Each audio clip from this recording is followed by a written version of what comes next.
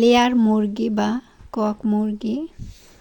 তো আজকে আমি দেখাবো ফার্মের যে মুরগিগুলো ডিম পাড়ে, লেয়ার মুরগি বলে বা কক মুরগি বলে, লাল যে মুরগিগুলো। তো এই মুরগিটা আমি আজকে আলু দিয়ে রান্না করব। খুবই সহজ এবং মজাদার একটি রেসিপি। আমার কাছে এই মুরগিটা খেতে খুবই ভালো লাগে। তো আসসালামু আলাইকুম, কেমন আছেন সবাই? আশা করি আল্লাহর রহমতে সকলে ভালো আছেন, আমরাও আলহামদুলিল্লাহ ভালো আছি। তো আজকে আমি লেয়ার মুরগি রান্না করব। তো এই জন্য এখানে আমি এই যে লেয়ার মুরগির কিছু পিস নিয়ে নিয়েছি। এই তো দেখুন। তো এই মুরগিটা কিন্তু খেতে খুবই ভালো লাগে, এর হাড়গুলো মচমচ করে। তো এই তো দেখুন, আমি এখানে এই যে মুরগিগুলো আব্বু কেটে দিয়েছে।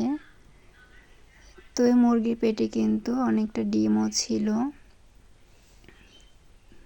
একটা বড় ডিমও ছিল, তারপরে ছোট ছোট ডিম ছিল। তো সেগুলো আমি একদিন রান্না করেছি, আর আজকে আবার এগুলো রান্না করব।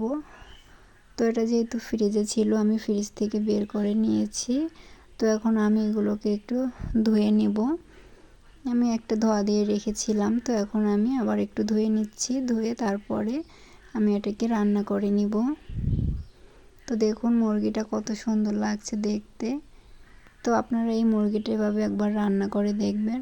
সবাই কম বেশি আমরা চিকেন রান্না করতে পারি, তারপরও আমি এভাবে রান্না করি। এই মুরগিটা আমার কাছে এভাবে রান্না করলে খেতে খুবই ভালো লাগে। তো এখানে আমি একটা বাটি নিয়ে নিয়েছি। বাটির ভিতরে আমি প্রথমে দিয়ে দিলাম 1.5 টেবিল চামচ পেঁয়াজ বাটা, দিয়ে দিচ্ছি আমি 1 টেবিল চামচ রসুন বাটা, এবং আমি এখানে দিয়ে দেব 1/2 টেবিল চামচ আদা বাটা। তো আদাটাকে আমি একটু তেলের মধ্যে ভেজে নিয়েছিলাম, তো এই জন্য আদাটা এরকম হয়ে গেছে। তো তারপর এখানে আমি দিয়ে দিলাম 1.5 টেবিল চামচ মরিচের গুঁড়ো। তো এটা আপনাদের ঝালটা পছন্দ কম বেশি সেটা আপনারা করে দিবেন। তো আমি এখানে 1.5 টেবিল চামচ দিয়ে দিলাম 1 চা চামচ হলুদের গুঁড়ো, দিয়ে দিচ্ছি স্বাদ মতো লবণ। লবণটা তো এখানে যার যার পরিমাণ অনুযায়ী দিবেন। দিয়ে দিলাম ধনিয়া গুঁড়ো 1 চা চামচ, দিয়ে দিচ্ছি জিরে গুঁড়ো 1 চা চামচ। এবার আমি এখানে দিয়ে দেব গরম মশলা গুঁড়ো, এটা আমি বাড়িতেই গুঁড়ো করে নিয়েছি। এখানে এলাচ, তেজপাতা, তারপর দারুচিনি, লং, গোলমরিচ, এগুলো সব কিছু দিয়ে আমি হালকা একটু রোস্ট করে তারপরে আমি গ্রাইন্ডারে গুঁড়ো করে নিয়েছি। তো তারপরে আমি এখানে একটু পানি দিয়ে মশলাটাকে একটু ভালো করে মিক্স করে নিচ্ছি। তো রান্নার আগে যদি মশলাটাকে এভাবে মিক্স করে নেওয়া যায় তাহলে কিন্তু রান্নাটা কিন্তু খুবই সহজ হয়ে যায়। আর এই যে বারবার একে একে মশলা দেওয়া অনেক সময় হয়তো ভুলও হয়ে যায়, কোনটা দেই কোনটা দেই না। তো এই জন্য যদি মশলাটা আমরা এভাবে আগে থেকে রেডি করে রাখি তাহলে কিন্তু মশলাটাও সুন্দর বাটা মশলার মতো হয়ে যায়, আর কাজটাও কিন্তু খুবই সহজ হয়ে যায়। তো তারপরে এই তো একটু স্কিপ হয়ে গেছে, আমি চুলে একটা কড়াই বসিয়ে আমি আগে থেকে মেখে রাখা মশলাটা তেলের ভিতরে দিয়ে দিয়েছি। তারপরে মশলাটা কিছুক্ষণ কষিয়ে আমি এখানে কিছু পাকা টমেটো কেটে নিয়েছি, তো সেই টমেটোটা আমি এখানে দিয়ে দিলাম। আপনারা চাইলে এখানে টমেটোগুলো পেস্ট করেও দিতে পারেন। তো এটা যেহেতু রান্না করতে করতে গলে যাবে এই জন্য আমি আর পেস্ট করে দেইনি, এভাবেই দিয়েছি। তারপরে দেখতেই পেলেন আমি এক টুকরো দারুচিনি, কয়েকটা লং আর গোলমরিচ দিয়ে দিয়েছি। এটা না দিলেও হবে যেহেতু আমি গরম মশলার গুঁড়ো দিয়েছি, তারপরও একটু দিলাম।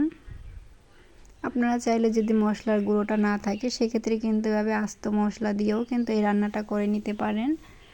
তো দেখুন তারপরে কিন্তু আমি খুব ভালো করে মশলাটাকে কষিয়ে নিচ্ছি। তো মশলাটাকে কষানো হয়ে গেলে আমি আগে থেকে যে মাংসগুলো ধুয়ে রেখেছিলাম সেইগুলো এখানে দিয়ে দিচ্ছি। দিয়ে আমি ভালো করে নেড়ে চেড়ে মশলার সঙ্গে মিশিয়ে নিচ্ছি। তাই তো আমি মশলার সঙ্গে একটু খুব ভালো করে মিশিয়ে নিয়ে তারপরে আমি এটা ঢাকনা দিয়ে ঢেকে দেব 2 মিনিটের জন্য। তো আপনারা একটু খুব ভালো করে মিশিয়ে নেওয়ার চেষ্টা করবেন। তো এবার আমি ঢাকনাটা দিয়ে ঢেকে দিচ্ছি। তো হয়তো ঢাকনা দিয়ে ঢেকে দিয়েছি। তো 2 মিনিট পরে আমি ঢাকনাটাকে আবারও খুলে নিচ্ছি। দেখুন চিকেন থেকে কিন্তু অনেকটাই পানি বের হয়েছে, আমি কিন্তু এখানে কোনো এক্সট্রা পানি দেইনি। তো আমি আবারও একটু নেড়ে চেড়ে নিয়ে নিচ্ছি। তো এভাবে নেড়ে চেড়ে নিয়ে কিন্তু আমি আবারও ঢাকনা দিয়ে ঢেকে কিছুক্ষণ রান্না করে নিয়েছি, মানে কষিয়ে নিয়েছি। তো মাংস রান্না বা যে কোনো সবজি রান্না বলুন, কষানোর ভেতরেই কিন্তু স্বাদটা থাকে। আমি কিন্তু আমার প্রতিটা ভিডিওতেই কিন্তু একটা কথাই বলি। আর এই তো দেখুন এখানে আমি কিছু আলু কেটে নিয়েছি বড় বড় ডোম করে। তো চিকেনটাকে আমি অনেকক্ষণ 2-3 বার এরকম করে কষিয়ে নিয়ে তারপরে কিন্তু আমি এখানে আলুগুলো দিয়ে দিলাম। তো এবার আমি আলুগুলোকেও একটু কষিয়ে নিয়ে তারপরে আমি এখানে ঝোলের পানি দেব। তো তার আগে আমি এগুলো ভালো করে কষিয়ে যে এই পানিটা শুকিয়ে যাওয়া পর্যন্ত আমি কষিয়ে নেব। তো এই তো দেখুন, তো সেক্ষেত্রে যদি গোশ রান্না হয়, সেটা গরু হোক মুরগি হোক যেটাই হোক, ব্রয়লার মুরগি একটু নরম থাকে আমরা জানি।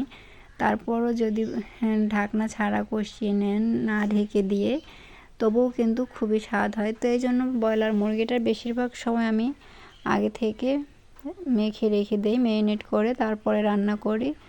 তো এই তো দেখুন আমি কিন্তু এটা অনেকবারই কষিয়ে নিয়েছি অফ ক্যামেরায়, আমি ক্যামেরায় দেইনি, তাহলে অনেকটাই বড় হয়ে যেত ভিডিও, যার কারণে আমি অফ ক্যামেরায় কষিয়ে নিয়েছি। যেহেতু এই মুরগিটা কিন্তু অনেকটা শক্ত থাকে, এটা ডিম পাড়তে পারতে মুরগিটার কিন্তু অনেক বয়স হয়ে যায়। তো এই জন্য এই মুরগিটা কিন্তু অনেকটাই শক্ত থাকে। তো এই জন্য আমি গরম পানি দিয়ে এটাকে বারবার করে কষিয়ে নিয়েছি। তো নিয়ে এই তো দেখুন এবার আমি এখানে ঝোলের পানি দিয়ে দিলাম। আর এটাও কিন্তু আমি ফুটন্ত গরম পানি দিয়ে দিয়েছি। গরম পানি দিলে কিন্তু গোশের স্বাদটাও বেড়ে যায় আর রান্নাটাও কিন্তু দ্রুত হয়ে যায়। তো আপনারা চেষ্টা করবেন যে কোনো গোশ রান্নায় আপনারা গরম পানি ব্যবহার করার। তো আমি এখানে গরম পানি দিয়ে পরিমাণ মতো ঝোলের পানি দিয়ে তারপর ঢাকনা দিয়ে ঢেকে দিয়েছিলাম। কিছুক্ষণ পরে আমি ঢাকনাটা একটু খুলে নিয়েছি আর নেড়ে চেড়ে দিচ্ছি। তো এখানে আমি 2টো আস্ত রসুন দিয়ে দিলাম। এই রসুনগুলো খেতে কিন্তু খুবই ভালো লাগে, আর এটা যেহেতু নতুন রসুন এমনিতেই তো এগুলো সিদ্ধ হয়ে যায়, তারপর রসুনের একটা ফ্লেভার খেতে কিন্তু খুবই ভালো লাগে। তো আমি আবারও ঢাকনা দিয়ে ঢেকে দিয়েছিলাম 5 মিনিটের জন্য। 5 মিনিট পরে আমি ঢাকনাটা খুলে এখানে আমি 4টে মরিচ নিয়েছি। এগুলো এই যে কালো কালো মরিচ, এই মরিচটার কিন্তু একটা ফ্লেভার থাকে, খুবই ভালো লাগে। তো আমি এখানে মরিচগুলো দিয়ে দিলাম। মরিচটা কিন্তু আমি ভেতর থেকে একটু করে চিড়ে নিয়েছি। তো এই তো দেখুন রান্নাটা কিন্তু প্রায় কমপ্লিটই হয়ে গেছে। আমি যেহেতু এটাকে আজকে ঝোল ঝোল রাখবো, দেশি মুরগির ঝোলটা আমার কাছে ভালো না লাগলেও এই মুরগির ঝোলটা খেতে আমার কাছে খুবই ভালো লাগে। আর এই মুরগির কিন্তু কোনো বাজে গন্ধ বা স্মেল যেটাই বলেন কোনোটাই নেই, খুবই ভালো লাগে। কিন্তু এই মুরগির আমার কাছে এই মুরগির ভিতরে যে আলুগুলো দেওয়া হয় আর ঝোল দিয়েই কিন্তু আমি 1 প্লেট ভাত খেয়ে নিতে পারি। আমি মাংস বেশি একটা খাই না, তারপরও যেহেতু এই যে এই মুরগিটা আর গরুর মাংস হলে আমি 1-2 পিস খেতে পারি। তো গরুর থেকেও আমার কাছে এই মুরগির মাংসটা আমার কাছে খুবই ভালো লাগে। তো এই তো দেখুন মাশাআল্লাহ আমার রান্নাটা কিন্তু কমপ্লিট হয়ে গেছে, দেখতেই পেয়েছেন। আমি কিন্তু নামানোর আগে ভাজা জিরের গুঁড়ো দিয়ে তারপরে নামিয়ে নিয়েছি। আর আমি আগেই বলেছি এটা আমি আজকে ঝোল রান্না করব। তো দেখুন আমি কিন্তু অনেকটাই ঝোল রেখেছি, আপনারা যদি চান সেক্ষেত্রে আপনারা ঝোলটা কমিয়ে নিতে পারেন, বা আপনারা যদি ভুনা ভুনা খেতে চান সেভাবেই রান্না করে নিতে পারেন। শুধু ঝোলটা শুকিয়ে নিলেই হবে, রান্নাটা তো সেম হবে। তো এই তো আমি এখন একটা বাটিতে একটু পরিবেশন করে নিচ্ছি। দেখুন মাশাআল্লাহ কালারটা কিন্তু খুবই সুন্দর হয়েছে আর খেতেও কিন্তু অসাধারণ হয়েছে। আপনারা অবশ্যই একবার এভাবে ট্রাই করবেন।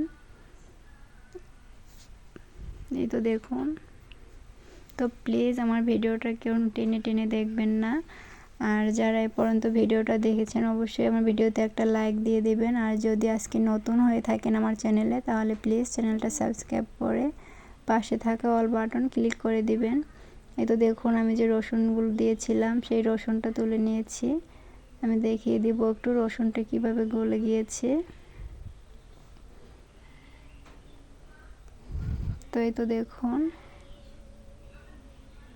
এই যে দেখুন রসুনটা কিন্তু একেবারে গলে মোমের মতো হয়ে গিয়েছে।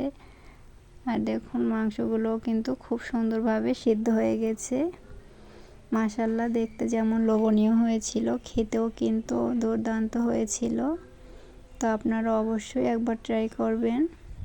আর আমার ভিডিওটা কেমন লাগলো কমেন্ট বক্সে জানিয়ে দেবেন। আল্লাহ হাফেজ, সবাই ভালো থাকবেন।